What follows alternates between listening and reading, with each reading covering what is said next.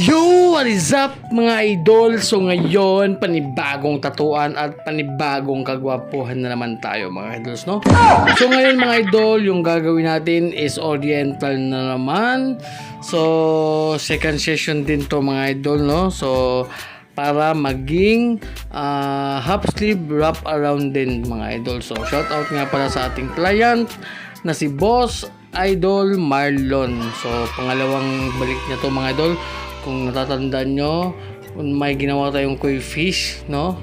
So ngayon dadagdagan pa din niya ng koi fish para dalawang koi fish na mga idol, no? So yan yung request na ang ating idol na si Boss Marlon, you know?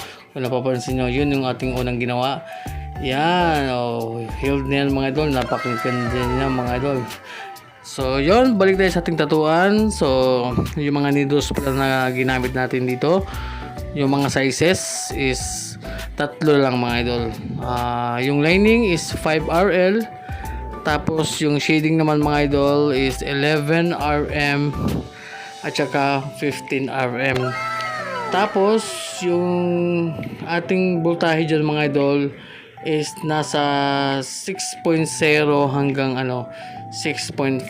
So hanggang dyan lang yung ating voltahe nga, no? Pabalik-balik, diba? So yun, at saka yung ginamit pala nating ink dito mga idol is hindi na triple black, no? Na dynamic mga idol. So yung ginamit natin dito is yung allegory na black, no? Yung ordinary lang mga idol, pero napakaganda mga idol. Napakaganda talaga. Napakaganda nga talaga mga idol. Solid at napakaitim, no? Para din siyang triple black. So try nyo mga idol. Napakaganda talaga. So kaya siguro magsi-switch na ako sa sa allegory black.